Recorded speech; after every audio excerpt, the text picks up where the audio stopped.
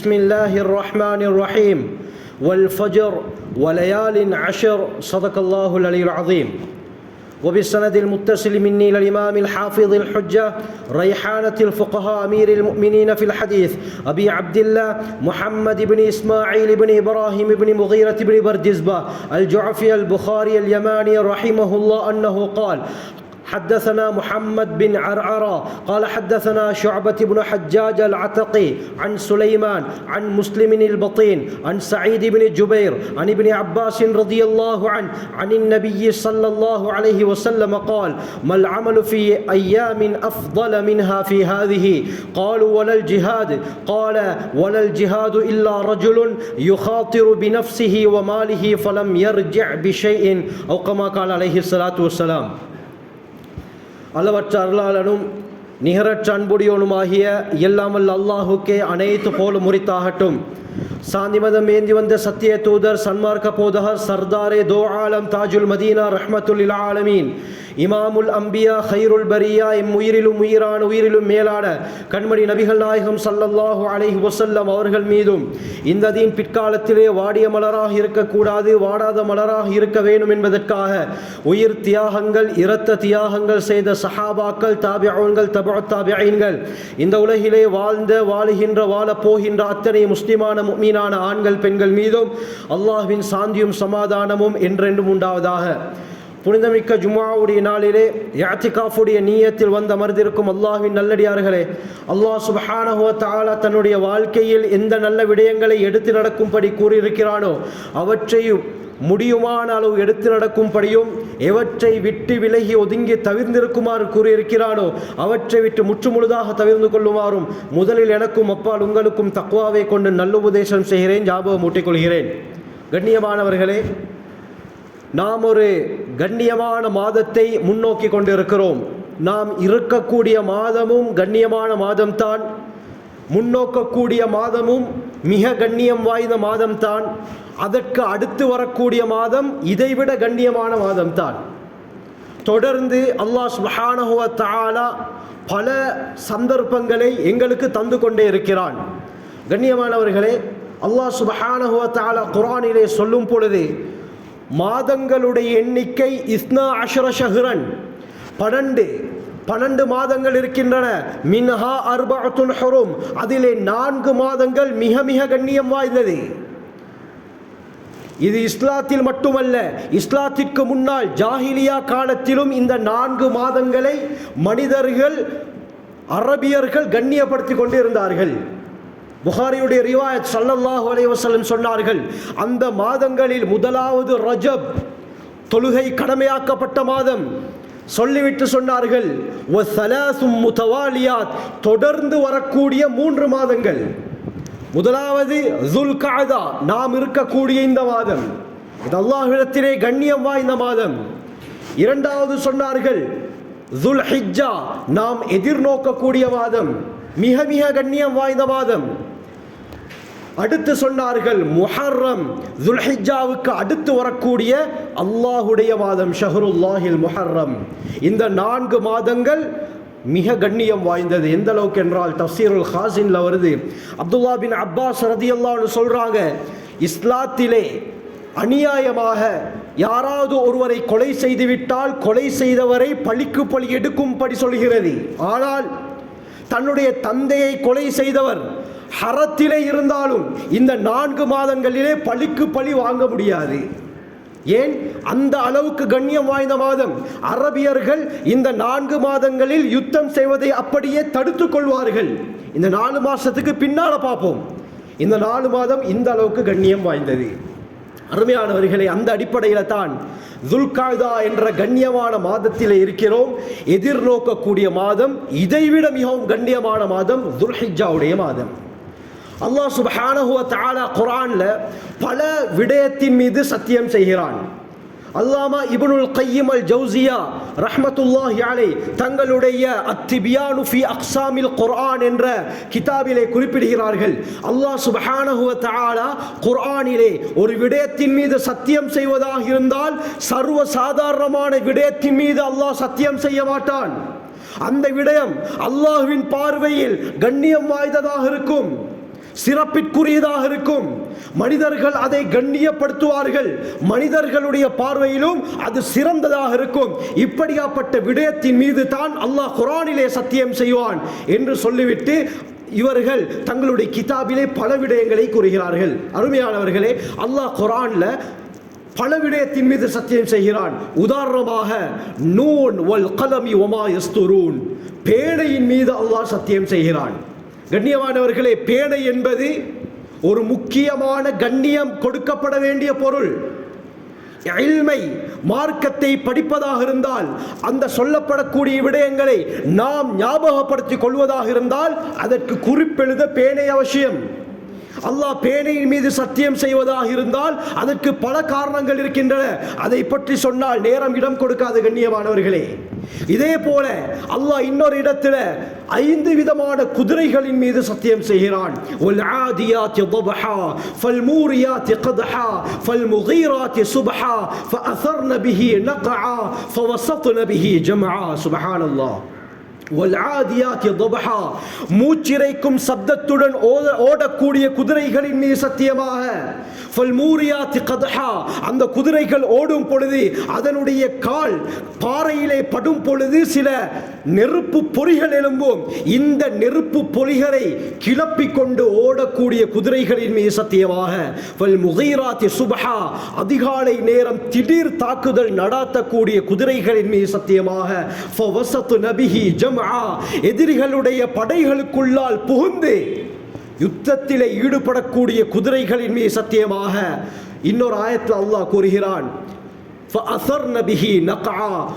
புழுதிகளை கிளப்பிக் கொண்டு ஓடக்கூடிய குதிரைகளின் மீது சத்தியமாக. இப்படி 5 விதமான குதிரைகளின் மீது அல்லாஹ் சத்தியம் செய்கிறான். கண்ணியமானவர்களே, ஏன் அல்லாஹ் குதிரையின் மீது சத்தியம் செய்ய வேண்டும்? பல காரணங்கள் எழுதப்படுகிறது. அல்லாமா இப்னுல் கய்யிம் அல் ஜௌசியா தங்களுடைய கிதாபில், இதே போல இமாம் தமீரி ஹயாத்துல் ஹயவானில் குப்ரா என்ற கிதாபில் எழுதுறாங்க. ஏன் என்று சொன்னால் குதிரையிடத்திலே வழிபடக்கூடிய தன்மை இருக்கிறது. குதிரை யாரிடத்திலே, அந்த குதிரையுடைய எஜமான் யாராக இருந்தாலும் எஜமானுக்கு முழுமையாக வழிபடக்கூடிய தன்மை குதிரையிடத்திலே இருக்கிறது. கண்ணியமானவர்களே, குதிரை தூங்கிறதாக சரித்திரம் இல்லை. அது தூங்குவதாக இருந்தால் ஒரு தடவை அப்படியே படுத்துவிட்டு எழும்பிவிடும். இதுதான் குதிரையுடைய தூக்கம். எப்பவுமே சுறுசுறுப்பாக இருக்கக்கூடிய விலங்கு. உலகத்தில் ஹோஸ் பவர் என்று சொல்கிறோமே, இது இந்த குதிரையுடைய வேகத்தை வைத்து தான் கணக்கிடப்படுது. எப்படியாப்பட்ட மனிதராக இருந்தாலும் அந்த எஜமான் என்ன சொன்னாலும் கேட்டு நடக்கக்கூடிய பண்பு இந்த குதிரையிட்ட இருக்குது. யுத்த மைதானத்தில் இரத்தம் அப்படியே முன்னால் சிந்தி கிடந்தாலும் சரி, இரத்த வெள்ளத்திலே மனிதர்கள் கொலை செய்யப்பட்டு இருந்தாலும் சரி, எத்தனை குதிரைகள் முன்னால் அப்படியே இறந்து கிடந்தாலும் அதை பார்த்து குதிரை பின்வாங்காது. எனக்கு என்ன நடந்தாலும் பிரச்சனை இல்லை, என்னுடைய எஜமான் எதை சொல்கிறானோ அதை தான் நான் கேட்க வேண்டும் என்று அதை கூட பொருட்படுத்தாமல் தன்னுடைய உயிரை கூட தன்னுடைய எஜமானுக்காக வேண்டி கொடுக்கக்கூடிய பண்பு குதிரையிடத்தில் இருக்குது. இப்படி ஏராளமான தன்மைகளை அல்லாமா தமீரி ஹயாத்துல் ஹயவானில் குப்ராவில் எழுதுறாங்க. அதனால தான் அல்லாஹ் சுப்ஹானஹு வ தஆலா குர்ஆன்ல குதிரைகளின் மீது சத்தியம் செய்கிறான். இதே போல கண்ணியமானவர்களே, அல்லாஹ் குர்ஆன்ல காலத்தின் மீது சத்தியம் செய்கிறான். வல் அஸ்ர், காலத்தின் மீது சத்தியமாக. பொதுவாக அல்லாஹ் காலத்தின் மீது சத்தியம் செய்துவிட்டு அந்த காலத்துடைய ஒவ்வொரு பகுதிகளின் மீதும் சத்தியம் செய்கிறான். சூரியனின் மீது சத்தியமாக, அதனுடைய பிரகாசத்தின் மீது சத்தியமாக. வல் கமர், சந்திரனின் மீது சத்தியமாக. வல் லைல், இரவின் மீது சத்தியமாக. வன் நஹார், பகலின் மீது சத்தியமாக. வத்துஹா, முற்பகல் நேரத்தின் மீது சத்தியமாக. வல் ஃபஜ்ர், விடிய காலையின் மீது சத்தியமாக என்று காலத்துடைய ஒவ்வொரு பகுதிகளை அல்லாஹ் தனித்தனியாக சத்தியம் செய்கிறான். இதற்கு என்ன காரணம் தெரியுமா? இப்னுல் கய்யிம் அல் ஜௌசியா சொல்றாங்க, லிஅன்ன ஸமன கீமத்துன் இன்தல்லாஹி தஆலா. ஏன் தெரியுமா? காலம் என்பது அல்லாஹ்விடத்திலே பொறுமதி வாய்ந்தது. காலம் என்பது, நேரம் என்பது அல்லாஹ்வுடைய பார்வையிலே பெருமதி வாய்ந்தது. டைம் இஸ் கோல்ட் என்று சொல்வார்கள். நேரம் என்பது தங்கத்தை போல விலை மதிக்க முடியாதது. சென்ற நேரத்தை யாருக்காவது திருப்பி எடுக்க முடியுமா கண்ணியமானவர்களே? ஒரு செகண்டையாவது யாருக்காவது திருப்பி எடுக்க முடியுமா? இதற்கு முன்னால் இருந்திருக்கிறார்களா? டைம் டிராவல் என்று ஏதோ வாயே சொல்கிறார்களே தவிர நடைமுறையில் வந்திருக்கிறதா கண்ணியமானவர்களே? யாராலும் ஒன்றும் செய்ய முடியாது. அப்படி செய்யக்கூடிய ஆற்றல் இருந்தால் முஹம்மது ஸல்லல்லாஹு அலைஹி வஸல்லம் அவர்களுக்கு அல்லாஹ் கொடுத்திருப்பான். டைம் டிராவல் என்பது உலகத்திலே கிடையாது கண்ணியமானவர்களை. கடந்த காலம் சென்றது தான். நாம் அதை நினைத்து பார்க்கலாம், திருப்பி அதை எடுத்துக்கொண்டு வர முடியாது. நன்றாக விளங்கிக் கொள்ள வேண்டும். ஆக கண்ணியமானவர்களே, ஒவ்வொரு செகண்டும் பொறுமதி வாய்ந்தது. ஆக அல்லாஹ் எந்த அளவுக்கு என்று சொன்னால், இமாம் அப்துல் ஃபத்தாஹ் அபு ஹுஸ்ஸா ரஹ்மத்துல்லாஹி அலைஹி கீமத்துல் ஸமன் இந்தல் உலமா, மார்க்க அறிஞர்கள் உலமாக்களிடத்திலே இந்த காலத்துடைய பெருமதி எப்படியாப்பட்டது என்ற தலைப்பில் ஒரு கிதாபை கூட எழுதியிருக்கிறார்கள். ஆக இந்த அளவுக்கு காலம் பெருமதி வாய்ந்தது. இப்படி அல்லாஹ் சுப்ஹானஹு வ தஆலா குர்ஆன்ல காலத்தை பற்றி சொல்லிவிட்டு ஒரு ஆயத்துல சொல்கிறான், வலயாலின் அஷ்ர், 10 இரவுகளின் மீது சத்தியமாக. 10 இரவுகளின் மீது சத்தியமாக என்று அல்லாஹ் கூறுகிறான். அது எந்த இரவு கண்ணியமானவர்களே? ரயீசுல் முஃபஸ்ஸிரீன், குர்ஆனுடைய விரிவுரையாளர்களுடைய தலைவர் அப்துல்லாஹ் பின் அப்பாஸ் ரலியல்லாஹு அன்ஹு சொல்கிறார்கள், அந்த 10 இரவுகள் எது தெரியுமா? ஐயாமுல் அஷ்ர் என்பது துல்ஹிஜ்ஜாவுடைய முதல் 10 நாட்கள். எதிர்நோக்கக்கூடிய மாதம் துல்ஹிஜ்ஜா. இந்த துல்ஹிஜ்ஜாவுடைய முதல் 10 நாட்களின் மீது தான் அல்லாஹ் சத்தியம் செய்கிறான். அறியப்பட்ட நாட்களில் அல்லாஹ்வுடைய பெயரை ஞாபகப்படுத்துங்கள் என்று அல்லாஹ் கூறுகிறானே, அந்த ஐயாமுல் மஅலூமாத் எது? ஜும்ஹூருடைய உலமாக்கள், இமாம் இப்னு அப்பாஸ், இமாம் கதாதா, இமாம் முஜாஹித் இப்னு ஜபர் அல் மக்கி போன்றவர்களுடைய கருத்து துல்ஹிஜ்ஜாவுடைய முதல் 10 நாள். முதல் 10 நாள் அல்லாஹ் சத்தியம் செய்து கூறுகிறான். கண்ணியமானவர்களே, ஏன் அல்லாஹ் சுப்ஹானஹு வ தஆலா இந்த துல்ஹிஜ்ஜாவுடைய 10 நாளின் மீது சத்தியம் செய்கிறான்? அல்லாஹ் ஆரம்பத்தில் சொன்ன மாதிரி அல்லாஹ் ஒரு விடயத்தின் மீது சத்தியம் செய்வதாக இருந்தால் அல்லாஹ்வுடைய பார்வையில் கண்ணியம் வாய்ந்ததாக இருக்கும். ஏன் தெரியுமா? புகாரியுடைய ரிவாயத், ஸல்லல்லாஹு அலைஹி வஸல்லம் சொன்னார்கள், மல் அமலு ஃபீ அய்யாமின் அஃதல மின்ஹா ஃபீ ஹாதிஹி, மல் அமலு ஃபீ அய்யாமின் அஃதல மின்ஹா ஃபீ ஹாதிஹி. இந்த துல்ஹிஜ்ஜாவுடைய முதல் 10 நாட்களில் அமல் செய்யக்கூடிய அமல்களை போல எந்த அமல் செய்தாலும் இதைவிட வேற எந்த நாட்களில் செய்யக்கூடிய அமலுக்கு ஈடாகாதுன்னாங்க. ஒருத்தர் துல்ஹிஜ்ஜாவுடைய முதல் 10 நாள் அமல் செய்கிறார், இவர் செய்யக்கூடிய இந்த அமல் ஒன்று தான், வருடம் முழுக்க செய்யக்கூடிய அமலும் ஒன்று தான். ஏனைய நாட்கள் செய்யக்கூடிய அமல்களை விட இந்த துல்ஹிஜ்ஜாவுடைய முதல் 10 நாட்களிலே செய்யக்கூடிய அமல் அல்லாஹ்விடத்திலே பெருமதி வாய்ந்தது, மிகவும் சிறப்பு வாய்ந்தது. திர்மிதி, அபூதாவுதுடைய ரிவாயத், இப்னு அப்பாஸ் ரலியல்லாஹு அன்ஹு சொல்றாங்க, அஹப்ப இலல்லாஹ், அல்லாஹ்விற்கு மிகவும் விருப்பமான அமல்கள் இந்த துல்ஹிஜ்ஜாவுடைய முதல் 10 நாட்கள் செய்யக்கூடிய அமல்கள் தான். இந்த முதல் 10 நாட்கள் செய்யக்கூடிய அமல்களை தான் அல்லாஹ் மிக மிக விரும்புகிறான்.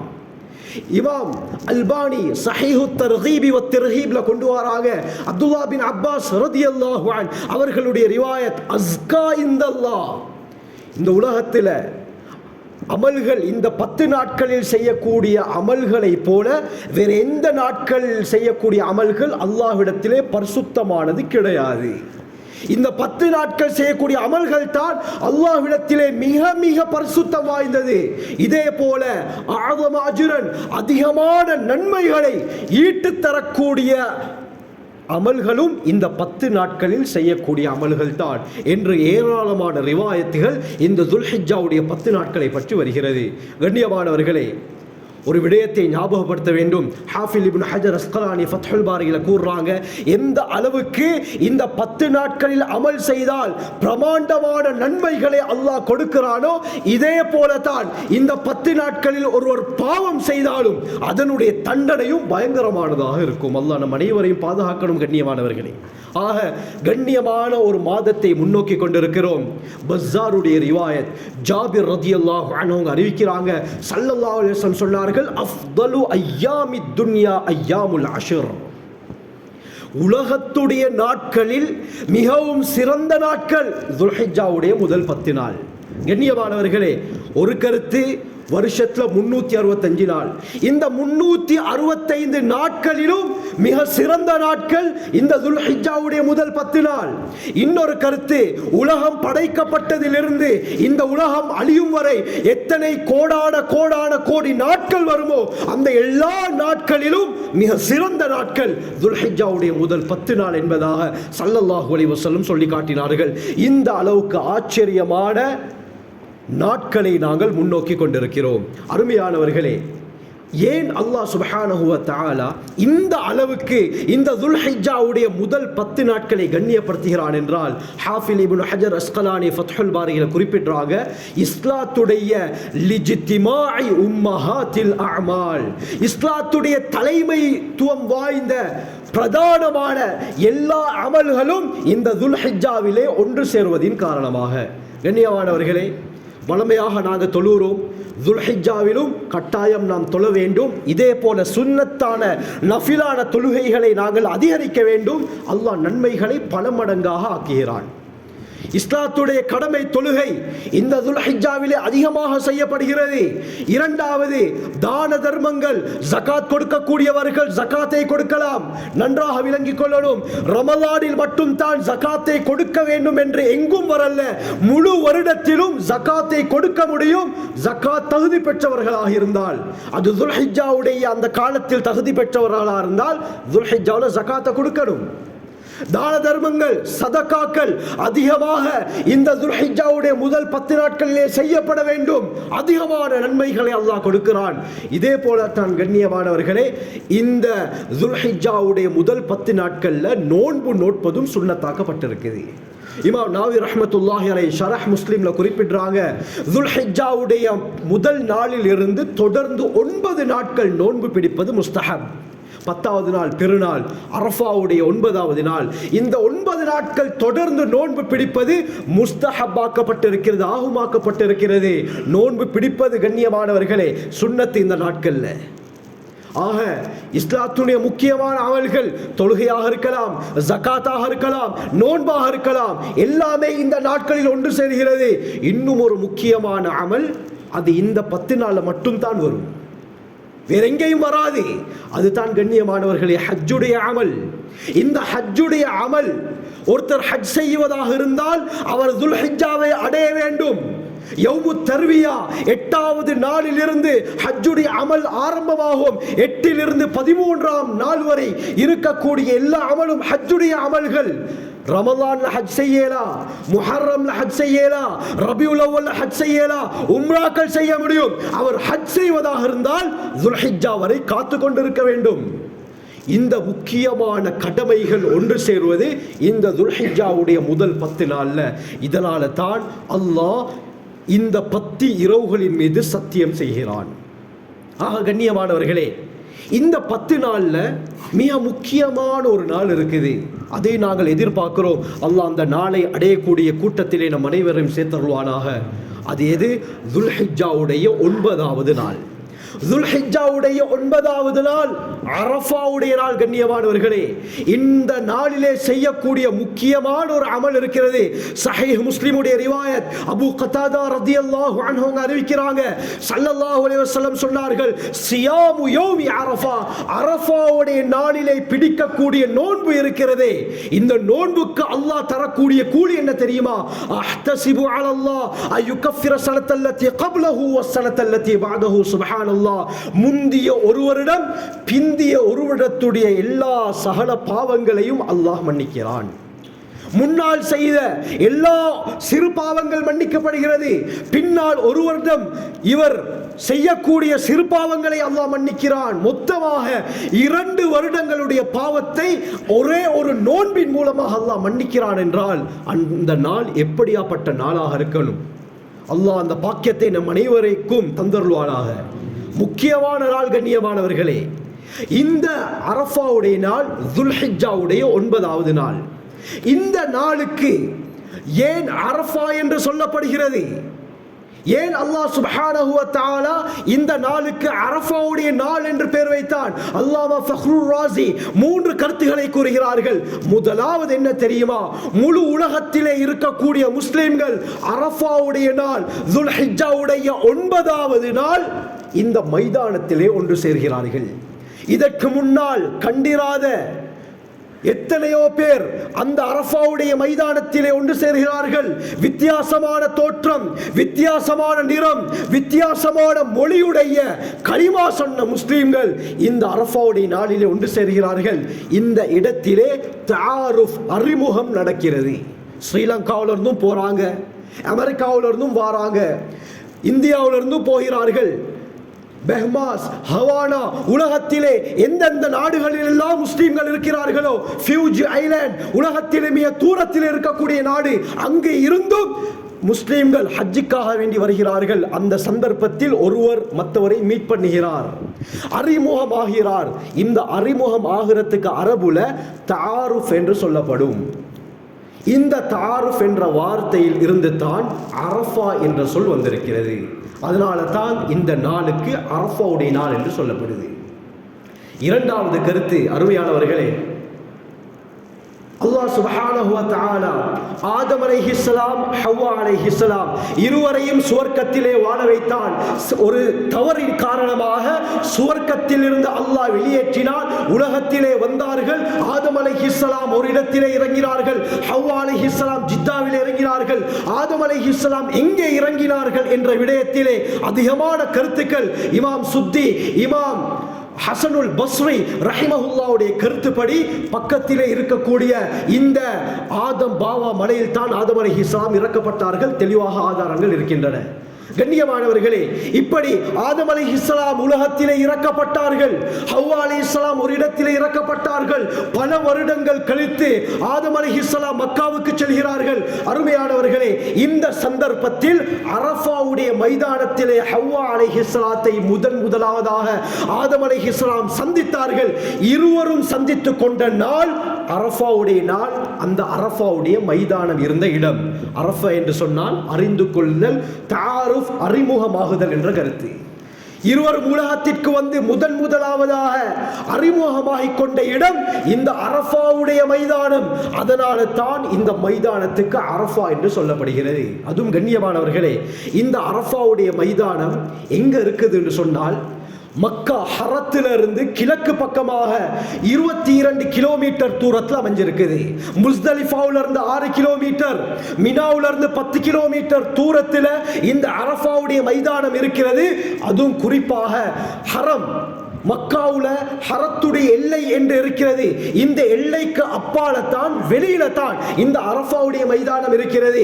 இந்த மைதானத்துக்கு நடுவுல ஒரு சிறிய மலை இருக்கிறது, ஜபலுர் ரஹ்மா என்று சொல்லப்படும். ரஹ்மத்துடைய மலை குன்று. இந்த மலையுடைய அளவு எவ்வளவு தெரியுமா?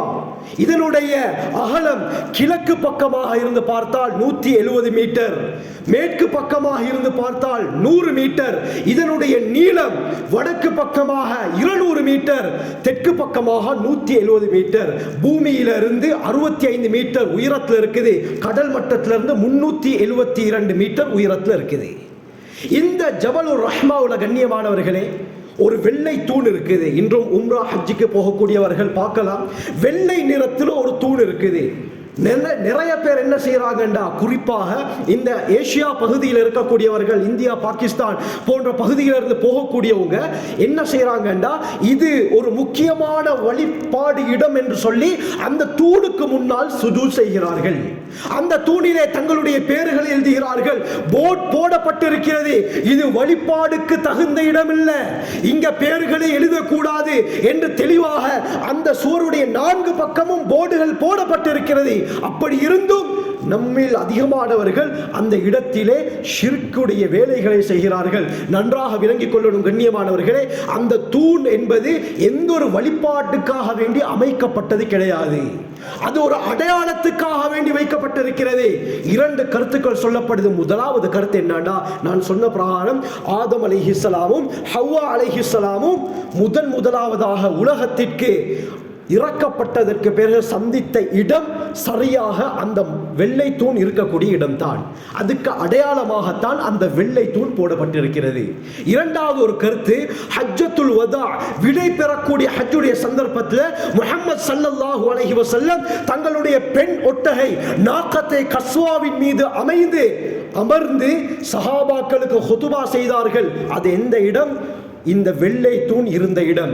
அதற்காகத்தான் அடையாளம் போடப்பட்டிருக்கிறதே தவிர அங்க சுஜூத் செய்யறதுக்கோ அதை தொட்டு மோடுறதுக்கோ அனுமதி கிடையாது. ஹதீஸில் எங்கேயுமே வரவில்லை.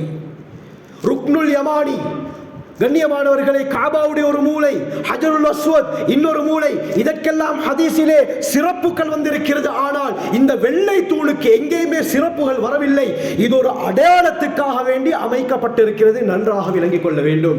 ஆக கண்ணியமானவர்களே, இந்த அரஃபா மைதானத்திலே இந்த மலையிலே இருக்கக்கூடிய வெள்ளை தூண் ஆதம் ஹவ்வா அலைஹிமுஸ்ஸலாம் அவர்கள் சந்தித்துக் கொண்டதற்கு ஒரு அடையாளம். மூன்றாவது காரணம், ஏன் இந்த மைதானத்திற்கு அரஃபா என்று சொல்லப்படுகிறது என்றால், ஹதரத் இப்ராஹிம் அலைஹிஸ்ஸலாம் கஅபத்துல்லாவை கட்டியதற்கு பிறகு ஜிப்ரீல் அலைஹிஸ்ஸலாம் இப்ராஹிம் அலைஹிஸ்ஸலாத்தை அழைத்து கொண்டு மக்காவுல கஅபத்துல்லாவில் இருக்கக்கூடிய அத்தாட்சிகளை காட்டுகிறார்கள். குர்ஆன் அல்லாஹ் கூறுகிறான், ஃபீஹி ஆயாத்தும் பையினாத், இந்த மக்காவிலே காபாவிலே தெள்ளத் தெளிவான பல அத்தாட்சிகள் இருக்கின்றன. அந்த ஒவ்வொரு அத்தாட்சிகளையும் ஹதரத் ஜிப்ரீல் அலைஹிஸ்ஸலாம் இப்ராஹிம் அலைஹிஸ்ஸலாம் அவர்களுக்கு காட்டினார்கள். இந்த சந்தர்ப்பத்தில் இப்ராஹிம் அலைஹிஸ்ஸலாத்தை பார்த்து ஹதரத் ஜிப்ரீல் அலைஹிஸ்ஸலாம் சொன்னார்கள், யா இப்ராஹிம் அரஃப்த, இப்ராஹிமே, நான் சொன்னதை உங்களுக்கு விளங்கிச்சா? நான் சொன்னதை நீங்கள் அறிந்து கொண்டீர்களா என்று சொன்னோட இப்ராஹிம் அலைஹிஸ்ஸலாம் சொன்னார்கள், நஅம் அரஃப்து யா ஜிப்ரீல், நஅம் அரஃப்து யா ஜிப்ரீல், ஆம், நீங்கள் சொன்னதை நான் அறிந்து கொண்டேன் என்று ஹதரத் இப்ராஹிம் அலைஹிஸ்ஸலாம் சொன்னார்கள். அவர்கள் பாவித்த வார்த்தை அரஃப்து, இதிலிருந்து வந்தது தான் அரஃபா என்பதாக இமாம் ஃபக்ருர் ராஸி ரஹ்மத்துல்லாஹி அலைஹி கூறுகிறார்கள். ஆக கண்ணியமானவர்களே, இந்த துல்ஹிஜ்ஜாவுடைய 9வது நாள் அரஃபா, இந்த அரஃபாவுடைய நாள் மிகவும் பிரபல்யம் வாய்ந்த ஒரு நாள். அது மட்டுமல்லாமல் அதிகமான சிறப்புகள் கொண்ட நாள் இந்த அரஃபாவுடைய நாள். ஹதீஸ்களில் ஏராளமான சிறப்புகள் இந்த அரஃபாவுடைய நாளுக்கு இருக்கிறது. முக்கியமான 6 சிறப்புகளை மட்டும் இந்த இடத்திலே கூறுகிறேன். கண்ணியமானவர்களே, முதலாவது, இந்த நாளுக்கு இன்னொரு பேர் இருக்கிறது, யௌமு இக்மாலி தீனி வ இத்மாமின் நிஅமா. இஸ்லாம் பூர்த்தியாக்கப்பட்ட நாள், அல்லாஹ்வுடைய அருட்கொடைகள் பூரணமாக கொடுக்கப்பட்ட நாள் இந்த அரஃபாவுடைய நாள். காரணம் என்ன தெரியுமா? இந்த அரஃபாவுடைய நாளில் வைத்து தான் அல்லாஹ் இஸ்லாத்தை பூர்த்தியான மார்க்கமாக ஆக்கினான். புகாரியுடைய ரிவாயத், ஹஜ்ரத் உமர் பின் கத்தாப் ரலியல்லாஹு அன்ஹு அவங்க அறிவிக்கிறாங்க, ஒரு நாள் யூதர்கள் உமர் பின் கத்தாப் ரலியல்லாஹு அன்ஹு அவர்கள்ட்ட வந்து சொன்னாங்க, யா அமீரல் முஃமினீன், ஆயத்துன் ஃபீ கிதாபிக்கும் தக்ரவுனஹா, உங்களுடைய குர்ஆனிலே ஒரு வசனம் இருக்கிறது, அதை நீங்கள் ஓதிக்கொண்டிருக்கிறீர்கள், லவ் அலைனா மஅஷரல் யஹூதி நஸலத், அந்த ஆயத்து மட்டும் யூதர்களாகிய எம் மீது இறங்கி இருந்தால் லத்தஹத்னா தாலிகல் யௌம ஈதன், அந்த நாளை நாங்கள் பெருநாளாக எடுத்திருப்போம். அந்த நாளை நாங்கள் பெருநாளாக கொண்டாடி இருப்போம். உமர் பின் கத்தாப் ரலியல்லாஹு அன்ஹு சொன்னார்கள், ஐயோ ஆயா, நீங்க எந்த ஆயத்தை குறிப்பிடுகிறீர்கள்? யூதர்கள் குர்ஆனுடைய வசனத்தை ஓதினார்கள். அல்லாஹ் சூரா மாயிதாவிலே குறிப்பிடுகிறானே, அல் யௌம அக்மல்து லக்கும் தீனக்கும் வ அத்மம்து அலைக்கும் நிஅமதி வ ரதீது லக்குமுல் இஸ்லாம் தீனா. இந்த ஆயத்து தான் அமீருல் முஃமினீன் என்றார்கள். இந்த ஆயத்தில் என்ன கூறுகிறான்? அல் யௌம, இன்றைய நாள், அக்மல்து லக்கும் தீனக்கும், உங்களுக்காக வேண்டி உங்களுடைய மார்க்கத்தை நான் பூர்த்தியாக்கிவிட்டேன். வ அத்மம்து அலைக்கும் நிஅமதி, என்னுடைய அருட்கொடைகளை உங்களின் மீது பூரணமாக்கிவிட்டேன். வ ரதீது லக்குமுல் இஸ்லாம் தீனா, உங்களுக்கு இஸ்லாத்தை மார்க்கமாகவும் நான் பொருந்திக் கொண்டேன் என்று அல்லாஹ் ஆயத்தை இறக்கி இருக்கிறான். இந்த ஆயத்து மட்டும் எங்களுக்கு இறங்கி இருந்துச்சுன்னா அந்த நாளை நாங்கள் பெருநாளாக கொண்டாடி இருப்போம் என்று யூதர்கள் சொன்னார். கண்ணியமானவர்கள், உலகத்திலே பூர்த்தியாக்கப்பட்ட ஒரே மார்க்கம் இஸ்லாம் மட்டும்தான். உடனே உமர் பின் கத்தாப் ரலியல்லாஹு அன்ஹு சொன்னாங்க, அந்த ஆயத்து எந்த சந்தர்ப்பத்தில் எந்த இடத்தில் யாரின் மீது இறங்கியது என்பது எங்களுக்கு தெரியும். நீங்கள் என்ன அந்த நாளை பெருநாளாக எடுத்துக்கொள்வது, அந்த நாள் எப்படியாப்பட்ட நாள் என்பதை நாங்கள் அறிந்து வைத்திருக்கிறோம். உமர் பின் கத்தாப் ரலியல்லாஹு அன்ஹு சொன்னாங்க, ஸல்லல்லாஹு அலைஹி வஸல்லம் அவர்களுடைய கடைசி ஹஜ்ஜத்துல் வதா விடை பெறக்கூடிய ஹஜ்ஜில அரஃபாவுடைய நாள், அதுவும் அன்றைய நாள் வெள்ளிக்கிழமையாக இருந்தது. அரஃபாவுடைய நாள் வெள்ளிக்கிழமையாக இருந்தால் அந்த நாளுக்கு ஹஜ்ஜுல் அக்பர் என்று சொல்வார்கள். ஹஜ்ஜுல் அக்பர் என்று சொல்வார்கள். கண்ணியமானவர்களை, கேலண்டர்ல பார்க்க போக்குள்ள வார மாசம் 7ஆம் திகதி பெருநாள்னு போட்டிருக்குது, சனிக்கிழமை. ஆனால் அப்படி அது சரியாக இருந்தால் 6வது நாள் அரஃபா அது வெள்ளிக்கிழமையாகத்தான் இருக்கும். கண்ணியமானவர்களே, அரஃபா உடைய நாள் அதே நாள் வெள்ளிக்கிழமையாகவும் இருந்தால் இது லேசில் வராது. அப்படி வந்தால் அதற்கு ஹஜ்ஜுல் அக்பர், மிகப்பெரிய ஹஜ் என்று சொல்லப்படும்.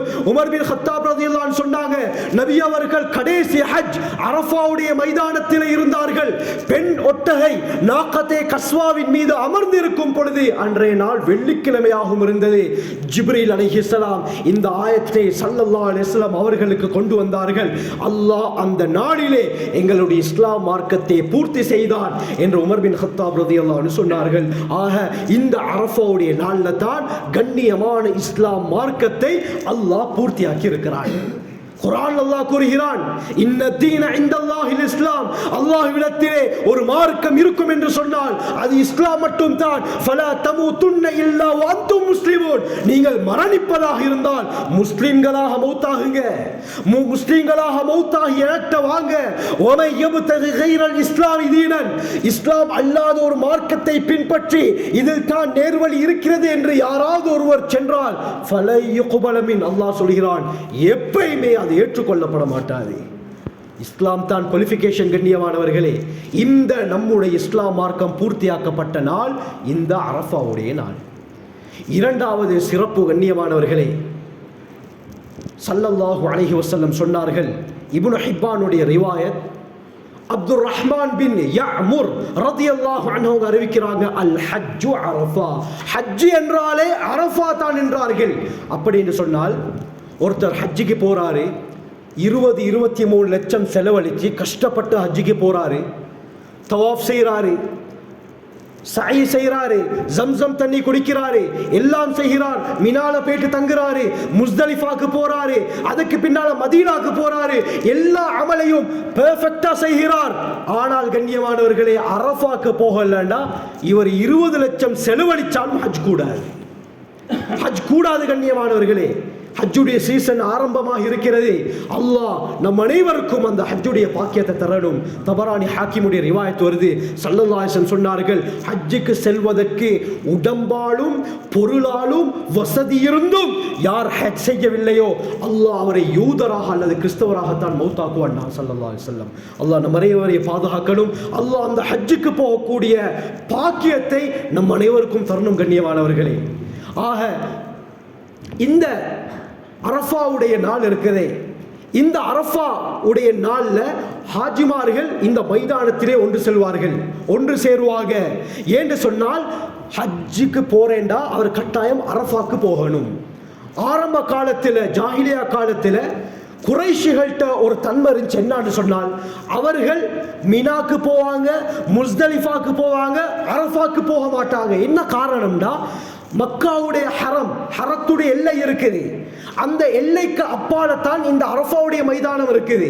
அதனால இவர்கள் நினைச்சாங்க நாங்க கண்ணியம் வாய்ந்தவர்கள், அதனால் ஹரத்துக்கு உள்ளான இருக்கக்கூடிய இடங்களுக்கு மட்டும் தான் நாங்கள் போகணும் என்று சொல்லி மினா முஸ்தலிஃபாக்கு போயிட்டு திரும்பிடுவாங்க, அரஃபாக்கு போக மாட்டாங்க. ஆனால் ஸல்லல்லாஹு அலைஹி வஸல்லம் சொன்னார்கள், நீங்கள் ஹஜ் செய்வதாக இருந்தால் அரஃபாக்கு போயிட்டு தான். கண்ணியமானவர்களே, அதனால தான் நோயாளிகள், ஹஜ்ஜுக்கு போயிட்டு நோயாளிகள் அவர்கள் நடக்க முடியாது, அவர்கள் வைத்தியசாலையில் ஹாஸ்பிட்டலில் அட்மிட் பண்ணப்பட்டு இருந்தாலும் என்ன செய்வாங்கன்னா ஹெலிகாப்டரில் அவர்களை கூட்டிக் கொண்டு அரஃபாவுடைய மைதானத்துக்கு மேலால் ஒரு வளம் வந்துவிட்டு கூட்டிச் செல்வார்கள். காரணம் என்ன? அவருடைய ஹஜ் கூடணும் என்பதற்காக. சில வினாடிகள் அரஃபாவுடைய மைதானத்தில் இருந்தாலும் ஹஜ் கூடிவிடும். ஆனால் அந்த அரஃபாவுடைய மைதானத்துக்கு போகாமல் எவ்வளவு செலவழிச்சு போய் மற்ற இடங்களுக்கு போனாலும் அவருடைய ஹஜ் ஏற்றுக்கொள்ளப்படாது. கண்ணியமானவர்களே, இவ்வளவு சிறப்பான இடம் தான் இந்த அரஃபா. மூன்றாவது சிறப்பு சஹீஹ் முஸ்லிமுடைய ரிவாயத். ஆயிஷா ரலியல்லாஹு அன்ஹா சொல்றாங்க, ஸல்லல்லாஹு அலைஹி வஸல்லம் சொன்னார்கள், மா மின் யௌமின் அக்ஸர மின் அய்யுஅதிகல்லாஹு ஃபீஹி அப்தன் மினன் நார் மின் யௌமி அரஃபா. அல்லாஹ் உலகத்தில் அதிகமான அடியார்களை நரகத்திலிருந்து விடுதலை செய்வதாக இருந்தால் அது அரஃபாவுடைய நாளை தவிர வேறு எந்த ஒரு நாளும் கிடையாது. இந்த அரஃபாவுடைய நாளில் அதிகமான அடியார்களை, மனிதர்களை அல்லாஹ் நரகத்திலிருந்து விடுதலை செய்கிறான். இந்த அளவுக்கு ஆச்சரியம் பொருந்திய நாள் இந்த அரஃபா.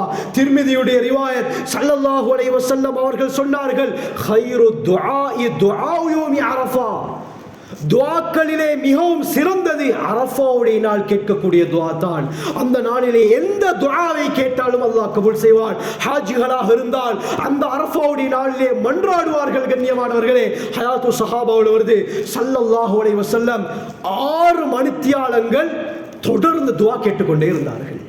6 மணித்தியாலங்கள். யாருக்கு துஆ கேட்டாங்க தெரியுமா? யா அல்லாஹ், என் உம்மத்துடைய பாவத்தை மன்னிச்சிரு, என் உம்மத்துடைய பாவத்தை மன்னித்து விடு என்று 6 மணித்தியாலங்கள் தொடர்ந்து துஆ கேட்டார்கள். அல்லாஹ் பதிலளித்தால், உங்களுடைய உம்மத்தாருடைய எல்லா பாவங்களையும் மன்னித்து விட்டேன், ஆனால் யார் யாருக்கு அநியாயம் செய்தார்களோ இவர்களை நான் மன்னிக்க மாட்டேன் என்று அல்லாஹ் சொன்னான். ஆனாலும் நபி அவங்க விடல. அடுத்த நாள் 10வது நாள் மீண்டும் கையேந்துறாங்க. கடைசியில கண்ணியமானவர்களே, நபி அவர்களுடைய அழுகையை பார்த்து அல்லாஹ் சொன்னான், இவர்களையும் நான் மன்னித்து விட்டேன். கண்ணியமானவர்களே, இந்த அளவுக்கு அதிகமாக ஸல்லல்லாஹு அலைஹி வஸல்லம் துஆவுல ஈடுபட்டார்கள். ஹாஜிகள் இந்த அரஃபாவுடைய நாளிலே அதிகமாக துஆவிலே ஈடுபடுவார்கள். ஹஜ்ஜுடைய சந்தர்ப்பம் கிடைக்காதவர்கள் நாங்க இங்கே இருந்து துஆ கேட்க முடியும்.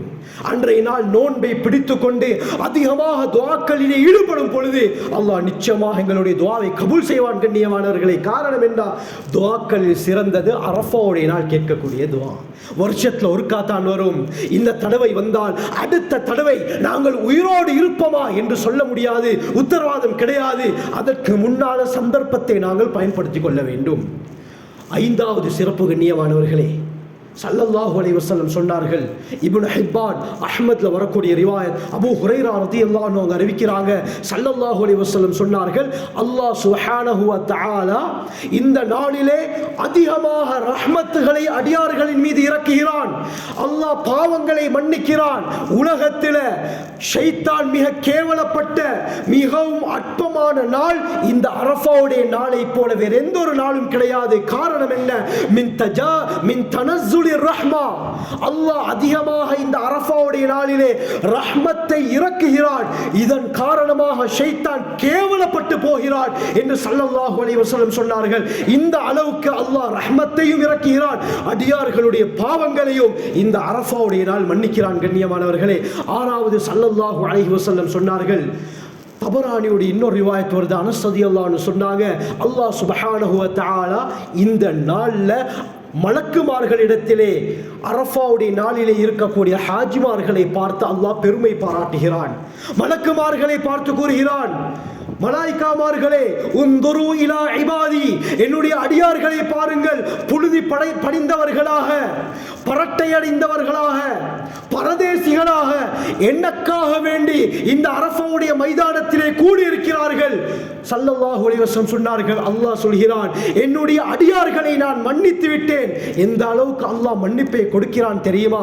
கஅததிர் ரமல், உலகத்திலே மணல் துளிகளுடைய அளவுக்கு பாவங்கள் இருந்தாலும் நான் மன்னிக்கிறேன். வகஅததில் கதர், உலகத்திலே எத்தனை மழை துளிகள் பொழியுமோ அந்த மழை துளிகளுடைய அளவுக்கு பாவம் செய்திருந்தாலும் இந்த அடியார்களுடைய பாவத்தை நான் மன்னிக்கிறேன். இதே போல வகஸபதில் பஹர், கடல் அலைகளிலே எத்தனை நுரைகள் இருக்குமோ அந்த நுரைகளுடைய அளவுக்கு பாவங்கள் செய்திருந்தாலும் இந்த அடியாரை நான் மன்னிக்கிறேன் என்று அல்லாஹ் சுப்ஹானஹு வ தஆலா சொல்கிறார். இந்த அளவுக்கு கண்ணியம் வாய்ந்த நாள் தான் இந்த அரஃபாவுடைய நாள். எந்த அளவுக்கு என்றால் கண்ணியமானவர்களே, முஅத்தாவுல் இமாம் மாலிக் ரஹ்மத்துல்லாஹி அலைஹி பதிவு செய்றாங்க. தல்ஹத் இப்னு உபைதில்லாஹ் பின் கரீஸ் ரலியல்லாஹு அன்ஹு சொல்றாங்க, ஸல்லல்லாஹு அலைஹி வஸல்லம் சொன்னார்கள், அல்லாஹ் சுப்ஹானஹு வ தஆலா இந்த அரஃபாவுடைய நாளில் அடியார்களை மன்னிப்பதை பார்த்து ஷைத்தான் அப்படியே சிறுமை அடைந்து விடுகிறான், கேவலப்பட்டு போகிறான், காற்றை விட்டுக்கொண்டு ஓட்டம் பிடிக்கிறான் என்று ஸல்லல்லாஹு அலைஹி வஸல்லம் சொன்னார்கள். இந்த அளவுக்கு அல்லாஹ் அதிகமாக பாவங்களை மன்னிக்கிறான் இந்த அரஃபாவுடைய நாள். சொல்லிவிட்டு கண்ணியமானவர்களே, அப்துல்லா பின் அப்பாஸ் ரலியல்லாஹு அன்ஹு அவர்களுடைய ஒரு ஆச்சரியமான ரிவாயத் தவரானியில் வருது. ஸல்லல்லாஹு அலைஹி வஸல்லம் சொன்னார்கள், அல்லாஹ் சுப்ஹானஹு வ தஆலா இந்த அரஃபாவுடைய நாளில் அடியார்களை பார்த்து பொதுவாக பெருமை பாராட்டி பேசுகிறான். என்னுடைய அடியார்களை பாருங்க, எவ்வளவு கஷ்டப்பட்டு செலவழித்து எனக்காக வேண்டி நன்மையை எதிர்பார்த்தவர்களாக இந்த அரஃபாவுடைய மைதானத்திலே வந்து தங்கி இருக்கிறார்கள். இவர்களை பார்த்து அல்லாஹ் பொதுவாகத்தான் பெருமை பாராட்டி பேசுகிறான். இந்த சந்தர்ப்பத்தில் கண்ணியமானவர்களே, ஸல்லல்லாஹு அலைஹி வஸல்லம் சொல்லிவிட்டு உமர் பின் கத்தாப் ரலியல்லாஹு அன்ஹு அவர்களை பார்த்து புன்முறுவல் பூத்தாங்க, சிரித்தார்கள். கேட்டாங்க, யா உமர் அத்தத்ரி மன் தபஸ்ஸம்து இலைக், உமரே ரலியல்லாஹு அன்ஹு, எதற்காக உங்களை பார்த்து நான் புன்முறுவல் பூத்தேன் என்று தெரியுமா? உமர் பின் கத்தாப் ரலியல்லாஹு அன்ஹு சொன்னாங்க, அல்லாஹு வ ரசூலுஹு அலம், அல்லாஹும் அவனுடைய தூதரும் மட்டும் தான் மிக அறிந்தவர்கள் என்று சொன்ன நேரத்தில் ஸல்லல்லாஹு அலைஹி வஸல்லம் சொன்னார்கள், அல்லாஹ் அரஃபாவுடைய நாளில் எல்லா அடியார்களை பார்த்து பொதுவாக பெருமை பாராட்டுகிறான் மலக்குமார்களிடத்தில். என்னுடைய அடியார்களை பாருங்க, பொதுவாகத்தான் அல்லாஹ் சொல்கிறான். சொல்லிட்டு நபி அவங்க சொன்னாங்க, வலக ஹாஸத்துன் யா உமர், உமரே உங்களை அல்லாஹ் குறிப்பிட்டு பெருமை பாராட்டுகிறான்டா. அடியார்களை பாருங்கள் என்று பொதுவாக சொல்லிவிட்டு உமரையும் பாருங்கள் என்று அல்லாஹ் குறிப்பாக பேரை சொல்லி மலக்குமார்களிடத்திலே பெருமை பாராட்டுகிறான் என்று ஸல்லல்லாஹு அலைஹி வஸல்லம் சொன்னார்கள். இந்த அளவுக்கு உமர் பின் கத்தாப் ரலியல்லாஹுடைய கண்ணியமானவர்களே, நான் என்ன சொல்ல வருகிறேன் என்றால், இந்த அரஃபாவுடைய நாள் மிக முக்கியமான நாள். ஆகவே இந்த துல்ஹிஜ்ஜாவுடைய மாதத்தை நாங்கள் முன்னோக்கி கொண்டிருக்கிறோம். எத்தனையோ ஹாஜிகள் ஹாஜாக்கள் ஸ்ரீலங்காவிலிருந்து அந்த ஹஜ்ஜுக்கு போவதற்காக வேண்டி தயாராகி கொண்டிருக்கிறார்கள். அல்லாஹ் அவர்களுடைய பிரயாணத்தை லேசாக்குவானாக, அவர்களுடைய அந்த நாட்டத்தை அல்லாஹ் நிறைவேற்றுவானாக, அவர்களுடைய ஹஜ்ஜுகளை ஹஜ்ஜுல் மப்ரூராக அல்லாஹ் ஆக்குவானாக. இதே போல இந்த மஜ்லிஸ்ல இந்த மஸ்ஜித்ல இருக்கக்கூடிய ஒவ்வொருவருக்கும் அல்லாஹ் சுப்ஹானஹு வ தஆலா அதிகமான தலவைகள் ஹஜ் உம்ரா செய்யக்கூடிய பாக்கியத்தை அல்லாஹ் அருள்வானாக. நம்முடைய குடும்பத்தாருக்கும் அல்லாஹ் இந்த பாக்கியத்தை கொடுப்பானாக, நம்முடைய பெற்றோருக்கும் அல்லாஹ் கொடுப்பானாக, நம்முடைய மனைவி மக்களுக்கும் அல்லாஹ் கொடுப்பானாக, உறவினர்களுக்கும் கொடுப்பானாக. ஆகவே நாம் நம் வாழ்க்கையை சிறந்த முறையிலே அமைத்துக் கொள்ள வல்ல அல்லாஹ் நம் அனைவருக்கும் கிருபை செய்வானாக. ஜஸாக்குமுல்லாஹு கைர் வ ஆகிரு தஅவானா அல்ஹம்துலில்லாஹி ரப்பில் ஆலமீன்.